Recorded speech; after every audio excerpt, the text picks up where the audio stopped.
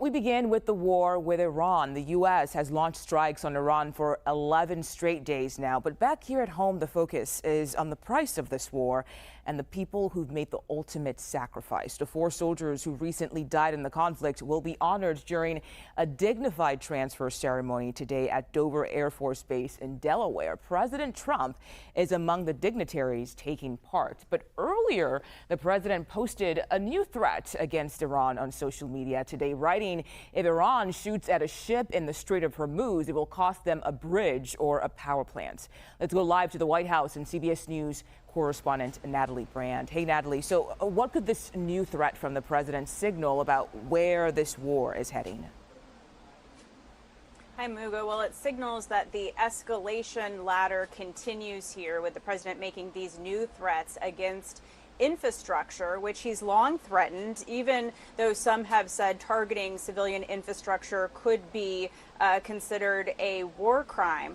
And CBS News has learned that according to Iranian state media, an anonymous Iranian military official is threatening to target infrastructure back, saying that they could also hit infrastructure or even energy facilities where the U.S. has interests in the Middle East. So we are seeing the escalation and threats continue here. And of course, it's really ramped up in light of these U.S. troops who have been killed and dozens more injured, and ultimately over the standoff that continues in the Strait of Hormuz, with the U.S. military saying its 11th consecutive night of strikes against Iran really is trying to degrade Iran's ability to continue attacking commercial shipping in the strait.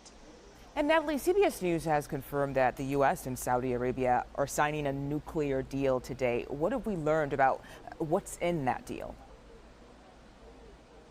Yeah, according to CBS News and Margaret Brennan's reporting, this deal would be an agreement for U.S. companies to help build up nuclear infrastructure on Saudi soil for Saudi use for things like artificial intelligence and its civilian nuclear program. The Wall Street Journal first reported the deal and said that American companies would provide some nuclear technology, play a central role in building out this infrastructure. It's important to note that Saudi Arabia has long said it wants to develop a nuclear program to really bolster its electric grid, not for nuclear weapons. But then we also have some past statements by the Crown Prince, including in a CBS News 60 Minutes interview with Norah O'Donnell. And the Crown Prince said that if Iran successfully developed a nuclear bomb, it would then follow suit. So it has some here in the U.S., some U.S. lawmakers concerned about a nuclear arms race potentially developing in the Middle East. And it is also important to note that Congress would have to be consulted and ultimately review this deal as well, Mugo. Okay, Natalie Brand at the White House. Thank you so much. Defense Secretary Pete Hegseth was on Capitol Hill yesterday asking for more money to fund the war with Iran. He said the cost of the war so far is at nearly $38 billion, but sources tell CBS News that number could be far higher. Hegseth had this combative exchange when asked about the cost yesterday. Senator, the estimate we have as of today is $37.5 billion. And is the current activity, which we've been told about, the exchange of fire back and forth in Iran, an indication that that number is going to go up in the months ahead? Some of that number captures additional O&M, mill pay, and other that would be anticipated through the fiscal year. So some of that anticipates what costs would be going out in the future as well.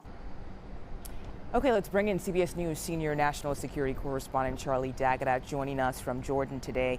Charlie, why do sources say the cost of this war could be much higher than what Secretary Hegseth says? Yeah, Muga, that's right. Sources tell CBS News that's just a fraction of the cost when you include like the reconstruction of U.S. military bases and facilities throughout the Middle East, which have come under repeated attacks from Iran, especially in the early days of the conflict. So the true extent of the damage, U.S. officials will not share with me. It's under wraps. They say that has to do with operational security, but that includes attacks on radar centers and an air base here in Jordan, which resulted in the killing of those 3 U.S. soldiers, wounding dozens more. And what Secretary Hegseth is requesting includes a forecast, really, for what the war is going to continue to cost through September 30th. Now, you have to add to that request, and stay with me, $87.6 billion supplement funding, and that's to replenish like munitions to sustain military readiness. So military officials told CBS News back in May the war, even at that point, had cost $29 billion to that point. So you're talking about replenishing munitions, including countless interceptors, cruise missiles, etc. And before a return to hostilities that we've been reporting for the past 12 days or so, the U.S. had launched 12,000 airstrikes. Secretary Hegseth said the number he's requesting is, as you heard, for training personnel. And let's remind everybody, stay with me, this is in addition to the $1.5 trillion Pentagon budget to begin with. Whew. Okay, Charlie, so let's talk about the war, because after 11 straight nights of U.S. attacks, we know how effective they've been against Iran's military and what it means for where this conflict is heading.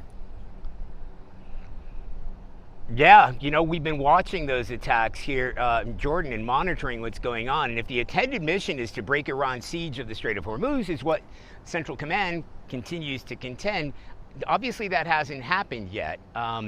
It hasn't stopped Iran from launching strikes on ships passing through the strait. And according to the statement from CENTCOM, they continue to try to degrade Iran's ability to fire at ships in the strait, while at the same time, in that same statement, saying that Iran had been targeting as many as 30 ships in the past few weeks. So that hasn't stopped, and the U.S. military blockade is still in place.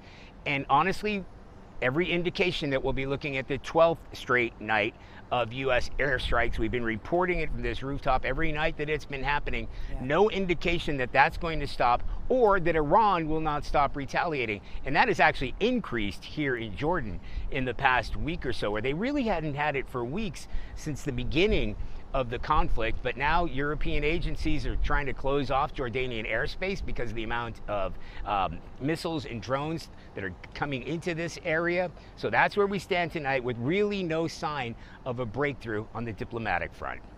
Okay, Charlie D'Agata in Jordan for us today. Thank you so much.